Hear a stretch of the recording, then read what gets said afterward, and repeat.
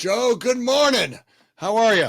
Good morning, Anthony. I'm doing awesome. Let's get into the news today. I Yeah. got I'm itching to talk about some stuff that's happening out here. It's driving me nuts to see what the battle of the billionaires is top of my mind. Right, this Elon Musk, Zuckerberg battle is been on my brain watching these two yo-yos go at it. What's your thoughts? Well, I think it's on everybody's brain, and I'll tell you, it would be a tough call if it does go to the mat. I think that we're gonna see an interesting fight because both of them have some experience in martial arts, and I know that you're an old school grappler, right? I think we talked about it before. You're going to go for the little guy.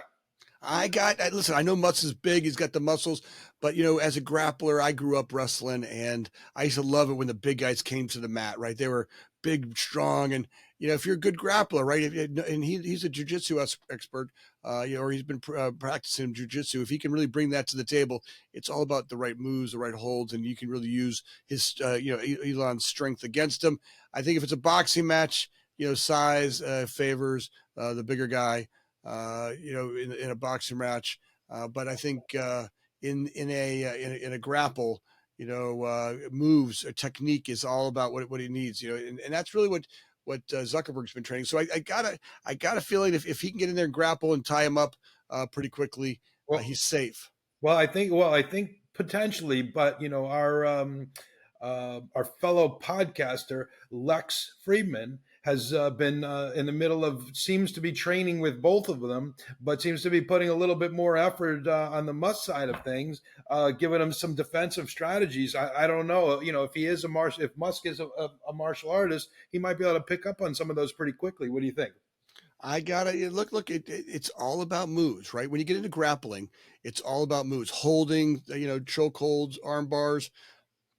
If you're trained properly, all right, you can use someone's strength against them, and they get it. It's all technique. And if you watch some of these grapplers who get in there, and their size has nothing to do with their strength. It's all about knowing where to go, how to leverage and move the body. So I think that's going to be interesting. But I think what's even more interesting, what's happening on their financial field, right? I mean, when these two are taking this whole battle between Twitter and Meta, and kind of what's happening going back and forth. This week I saw that Twitter is doing, slowing down the amount of tweets that the users can see, because they're saying that Google is out there scraping all of the data from their platform, and this is not good for the users. And they kind of are slowing things down so they can put some measures into place to figure out what's going on there.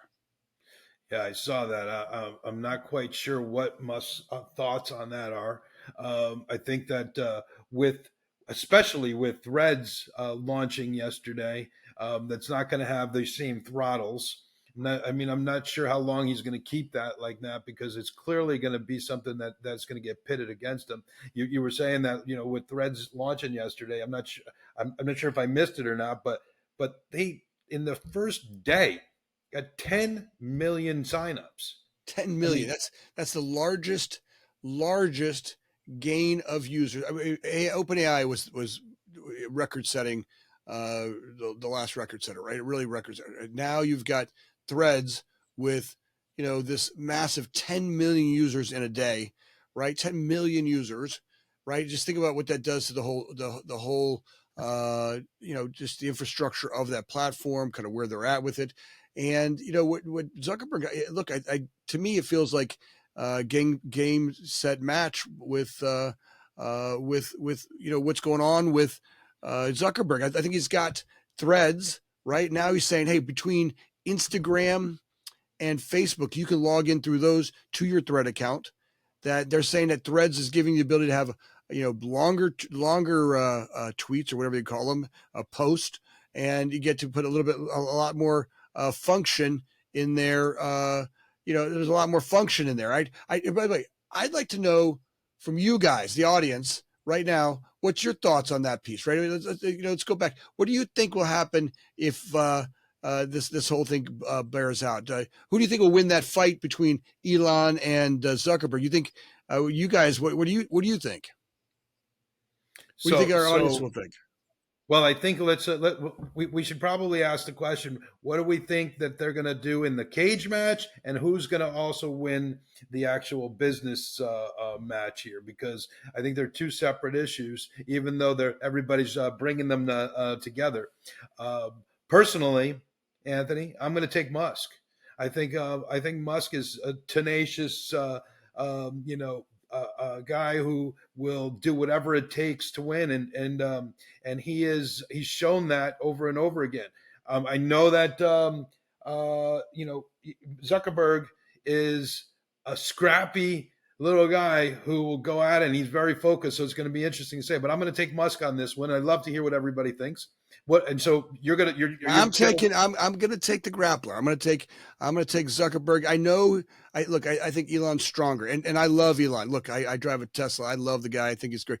But I gotta give it to the grappler. If he's in great training with grappling, if he's in there doing a great job with the grappling training, I think he's got an advantage. If Elon can catch up to that, if they're practicing his jujitsu, I think he's got a pretty good shot because of his size.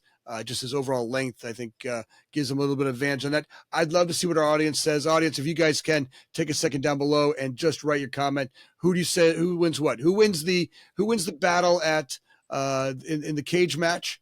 And who wins the battle between Twitter and Threads, the new platform coming out for Zuckerberg's competition against what are they calling it? The Twitter killer. the Twitter killer. That's Twitter exactly killer. what Twitter and killer. the A Twitter killer. Twitter And I killer. and I have to, and I'm gonna throw this out there. When you think about the three platforms that Meta controls, they have 3.2 billion daily users today. When you think about their ability to scale this up against Twitter, it's scary. I mean, Elon Musk has one thing going for him, and I think we touched on this before. I'll mention it again now. This week, he was approved in a few different states to be a payment platform. So it looks like that's where they're taking this. We all know that Elon has said that he wants to make Twitter an everything app. I think that's going to be his saving grace here because it looks like there's a good chance he gets knocked out of the gate when it comes to this thread type of posting.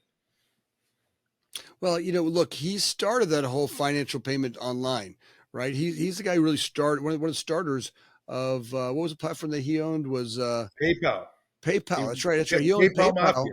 That's right. And he was part of that PayPal mafia that started that whole online platform of paying where people back then, people were like, no way. There's no way electronically you're paying people.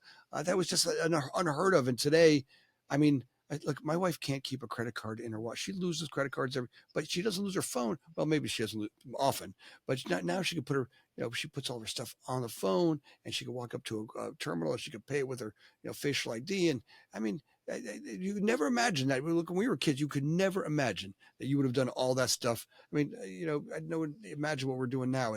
And I think Elon's really started to break through on that. I'm going to guess that Zuckerberg will be right behind him, doing something just as competitive, as a platform out Well, there. So I think, that's probably true. I would think that you're right on that. I will throw this one thing out though when it comes to the fight before we move on from that. Is my opinion is this fight is never going to happen because you have key man issues. One of these guys gets in there and gets hurt. What happens to their company? Right? They're both the driving forces of both their companies. They're both the leaders. They're active leaders. Somebody's going to stop it. What do you think? the problem is their egos are in there and they're going to talk. I got a feeling that it sounds good. It's a big deal, right? I mean, whoever loses that takes one on the nose, right? That's really going to be a big ego drop, and there'll be lots of memes about that one. If they go at it, I can't imagine it won't be pretty aggressive. And if they don't do it publicly, they might fly to some bunker out in the middle of nowhere on their private jets somewhere and have it out on some secret island, and maybe just the two of them do it. Even if they don't do it publicly, they might just do the two of them to see which billionaire once you get stuck in those, you're in a whole different when you're in that billionaire mode, you're in a whole different mindset than the rest of us. There's just too many people around you that are yesing you to death. Well, that's true. So maybe they go VR with it. I could see that. Right? I could see them both going at it in VR and dragging us out for a long time. And maybe here, I heard rumors that if they do it though, it might be in the Coliseum. Can you imagine these two yo-yos doing this thing in the Coliseum? I mean, it'd be the biggest show on the planet, and it would definitely draw some massive attention.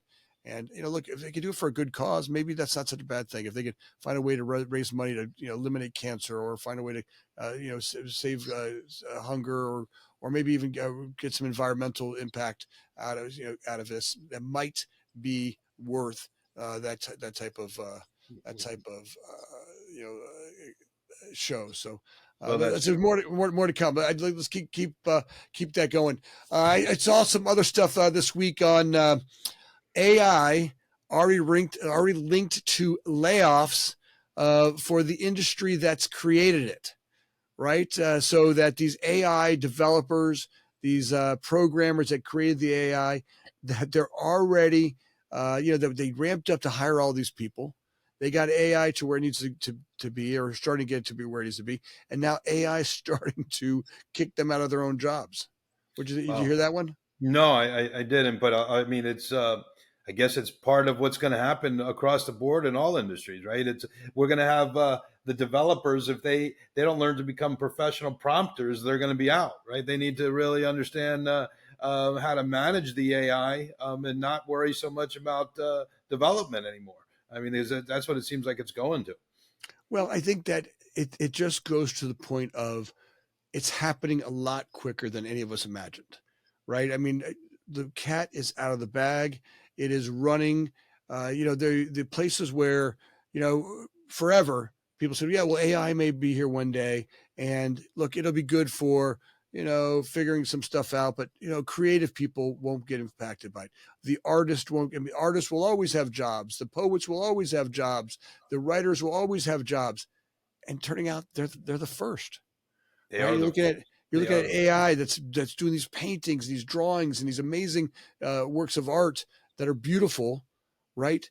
And it's being done in seconds, and books that are being written in minutes, and just amazing. Well, and how the everyday person is using it now. You mentioned this before about writing a post to your or something to your wife, and she knew it wasn't you. But the reality is that I recently had a personal example of this. My father turned 80 last week. I was asked to do a speech. Normally, I would have had my assistant edit that as I was writing it, and probably would have went back and forth with this over days to come up with a speech for his 80th party. Instead, I used ChatGPT, gave me a framework, and I'll tell you what, the entire 150 people that were there kept coming up to me throughout the party and saying that was the most touching speech that I've ever heard.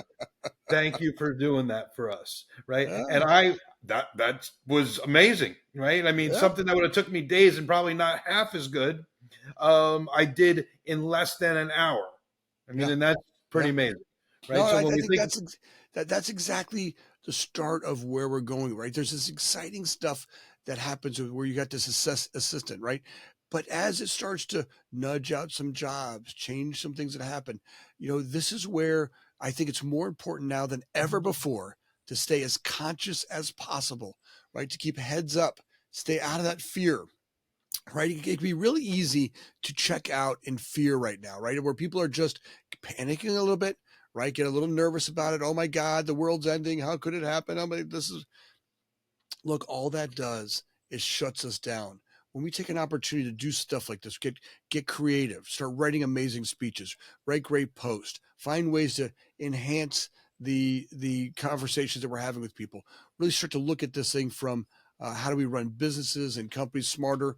It's going to change, right? Like it's always changing. And by the way, it probably needed to, right? We were probably fat in a lot of areas that were very ineffective. If you look at the construction industry, as I look at it from where I stand every day, it's going to change the industry dramatic. AI is going to change construction dramatically, but it's a very inefficient business. And when it changes it, it's going to sting because people are not going to know what to do a little bit, right? It's going to be a little change in their life, and change always comes with a little fear, right? But if we could stay conscious and ride that and start to really look at the opportunity of the AI, right? To look at AI and go, all right, how is this, just going to impact us in some cool ways also, right? If you look at the way projects are run, or I mean, for me, when I look at the way projects are run, the way that we communicate updates on schedules, the way that we communicate with vendors, it's so inefficient because just the numbers of communication pieces that one person can handle are limited. You just can't. Let's say you might be able to get to 10 things at a day, or 12 things in a day, or let's say you're really great, you got to 20 things in a day. AI will be able to do that times 1,000x in seconds. No, And I think you're right. I think that I mean that's the key here. Either I believe, and we've talked about this on the show already. Either you're going to start to use it, and use it well to excel in whatever field that you're in, whether it's construction, or if you're an artist, if you're write books, or whatever it is that you do, a programmer. If you're not using AI as your support, as your back team, then you're going to be left in the dust. And we have to keep making sure that people realize it's not about these. You're hearing about the job losses that you just talked about. Well, those programmers that are losing their jobs for this are probably people that are not using it like they should use it. They're not using what they developed. And I think that's what we have to look at. We need to make sure that we are doing this, and we're using it along the way, because there's no question about it. Look, we can segue into one of the topics that I want to talk about, this whole data issue here. AI is, we just saw a lawsuit this week about OpenAI, ChatGPT being sued for $3 billion for using and scraping the entire web for their training data, and there's an allegation that they're using private data, and that includes medical records and such, to be able to train their data. I think this is something that could be problematic, but it's happening. So it's a question of how do you deal with it.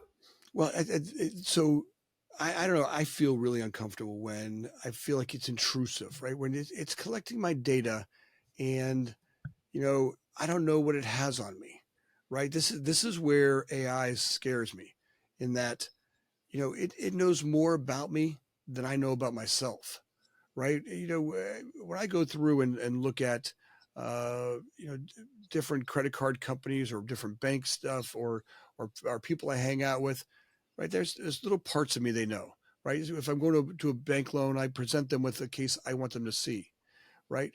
When I go to communicate with friends, you know, they don't know every time I was a jerk when I was a kid. They don't know every problem I ever had.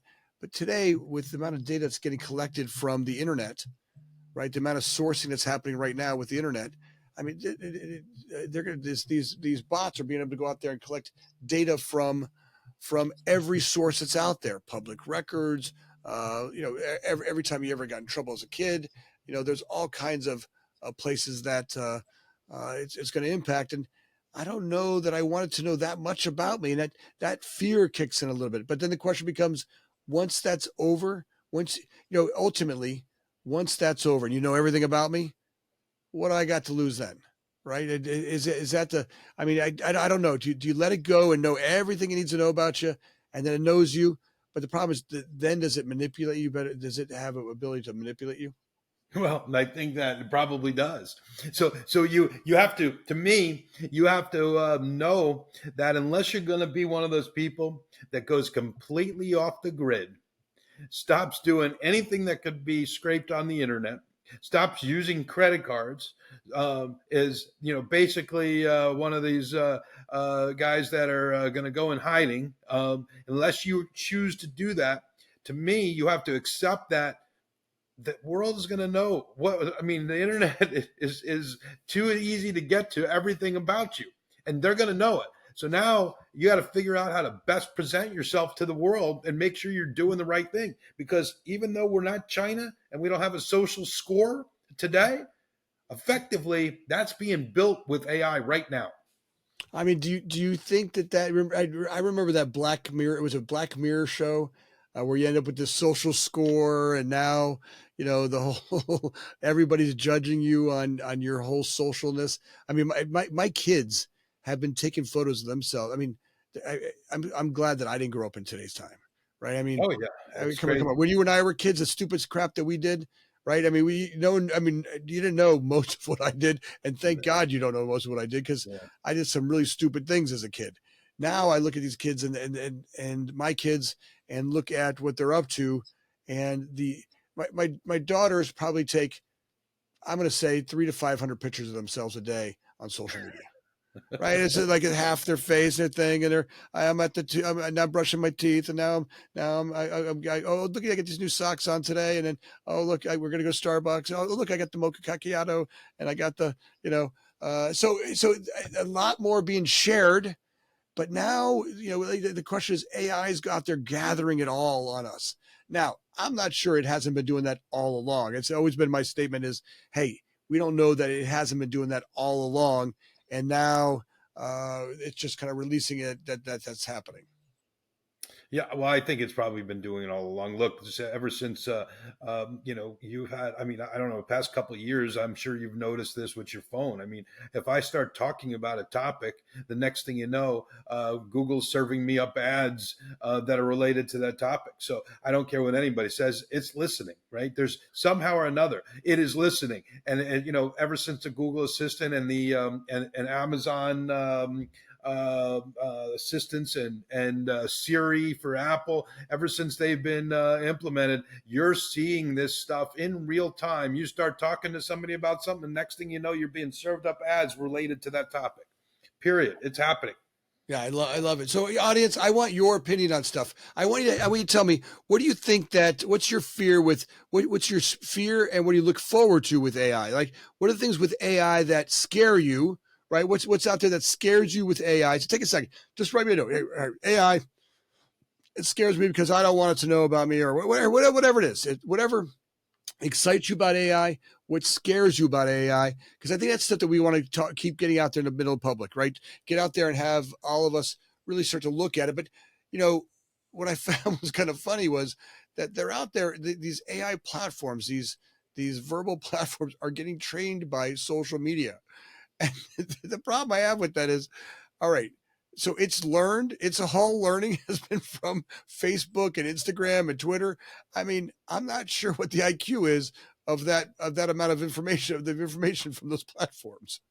You're 100% right, and that's why it has to get a little bit deeper in the way that it's not just it has to be more than just a language model, right? Because using these platforms as just a language model, that's why you get a lot of wrong information, and you have to be really careful about what you're using there. It is definitely something. One of the things that I talked about this lawsuit, Google came out today, I believe it was, and just either today or yesterday, and changed their privacy policy, admitting that they are using your data as a way to train their models.